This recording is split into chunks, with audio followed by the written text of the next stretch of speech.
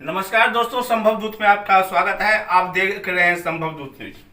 आज बहुत खुशी के बात है कि मैथिल विकास प्रतिष्ठान द्वारा वर्चुअल मीटिंग में विद्यार्थी को गाइडलाइन दिया गया। बहुत सीए थे, डॉक्टर साहब थे और सब थे, अपने अपने विद्यार्थी को उस सलाह दिए। इसी बीच में हमारे बीच संस्था के सेक्रेटरी गौरीकांत झा जी हैं। उनसे पूछना, आज जो कार्यक्रम हुआ है उसमें बच्चे को क्या बेनिफिट होगा और क्या बेनिफिट आपके संस्था देंगे? हाँ, मैं मैथिल विकास प्रतिष्ठान से गौरीकांत झा। जितने बच्चों को आज गाइडेंस दिया गया है, सबसे बड़ी बात है कि सब बच्चे सभी फील्ड के हैं। सभी के अलग अलग जो हमारे यहाँ जो थे गेस्ट स्पीकर, सबको उन्होंने सुना, सबको एक मल्टी नॉलेज मिला। और साथ में हमारे मैथिल विकास प्रतिष्ठान में पैनल प्रोफेसर रखा हुआ है। हमने आज कार्यक्रम करके और वहाँ से निकल गए, यही नहीं होगा। महीने 2 महीने 6 महीने के बाद भी किसी बच्चे को कोई क्वेश्चन आता है, सर इस प्रकार का क्वेश्चन है, मुझे इस अंधकार से प्रकाश की ओर ले चलिए, हमारे यहाँ पैनल प्रोफेसर हैं जो उसको समुचित ज्ञान देंगे। यानी आपका कहना यह है कि आपके संस्था में सीए हैं, डॉक्टर हैं, प्रोफेसर हैं, जिस विद्यार्थी को कभी भी काम लगे तो आपके संस्था से संपर्क करेंगे, उसे लाभ मिलेगा। निश्चित निश्चित निश्चित जो है ना, इस प्रकार से उनको हमेशा लाभ मिलेगा। आज तो लाभ मिला ही और आगे भविष्य में हमेशा लाभ मिलता रहेगा। इसी बीच हमारे बीच डॉक्टर साहब हैं और डॉक्टर साहब अपने जो मेडिकल जो हॉस्पिटल है उनसे तो मैथिलवासी को सुविधा देते ही हैं। तो आज पूछना चाहता हूँ डॉक्टर साहब कि अब आगे की रणनीति आपके संस्था का क्या है? नमस्कार।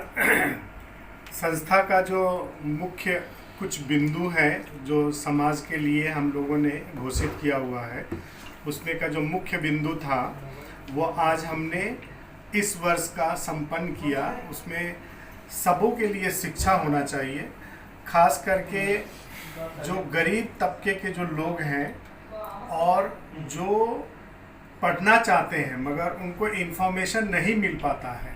तो इस आज के जो कार्यक्रम था, उस कार्यक्रम के माध्यम से हम उनको ये बताना चाहते हैं कि आप मैथिल विकास प्रतिष्ठान के एक अंग हो और हमसे जितना बन सकेगा हम आपको सब इन्फॉर्मेशन शेयर करेंगे। चाहे आप डॉक्टर बनना चाहते हो, चाहे आप इंजीनियर बनना चाहते हो, चाहे आप वकील बनना चाहते हो, हमारे जो भी मेंबर्स, हमारे जो प्रोफेसर, जो पैनल स्पीकर्स हैं, वो आपको अच्छी तरह से गाइड करेंगे। डॉक्टर साहब, ये तो गाइडेंस लिखा हुआ, और आज आपके संस्था द्वारा जो वर्चुअल मीटिंग किया गया है और सब विद्यार्थी ने उसका लाभ लिए, उनका लाभ लिए, उन बच्चों जो कि आपने घोषित किए थे 70-80% जो मार्कशीट रहेगा, उस बच्चे को हम सम्मान करेंगे। तो इसमें कितना बच्चे आ चुके हैं 10वीं का और कितना बच्चे 12वीं का? हाँ, क्योंकि ये आज अंतिम ये थी, चुनाव का दिन था कि कितने बच्चे ने हमको संपर्क किया और अभी हम उसमें से चयन करेंगे कि कितने बच्चे 10वीं के थे, सबसे ज़्यादा मार्क्स किसको आया था, कितने बच्चे 12वीं के थे, उनको कितना मार्क्स आया था। उसमें से हम चयनित करके फिर उन बच्चों को सम्मानित करेंगे। सिर्फ सम्मानित ही नहीं, हमारे संस्था के द्वारा जो, जैसा मैंने बताया कि जो गरीब तबके के हैं और बच्चों में प्रतिभा है, तो हम उस बच्चों को खास करके अपने संस्था के माध्यम से आर्थिक रूप से भी हम मदद करने की कोशिश करते हैं। जैसे कि हम लैपटॉप देते हैं बच्चों को, पढ़ाई की सामग्री देते हैं। किसी बच्चों को हम एडमिशन यदि नहीं मिल रहा हो सिर्फ पैसों की वजह से, हम उसको एडमिशन कराने का प्रयास करते हैं और कराते हैं। कुछ बच्चों को हम आर्थिक रूप से सहयोग करते हैं। उनके माँ बाप यदि उतने सक्षम नहीं हैं तो वो अपने बच्चों को पढ़ाई में अच्छी तरह से खर्चा कर सके।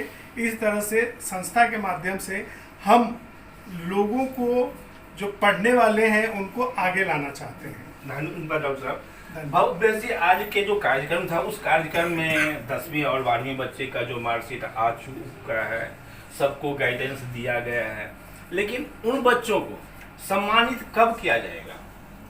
9 तारीख को। 9 तारीख 9 अगस्त को सितंबर को 9 सितंबर को किया जाएगा।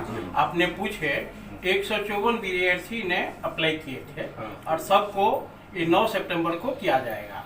जी सबसे बड़ी बात है जो एजुकेशन का जो है, मैं 5 साल से ये कर रहे हैं, ये 5वां साल था।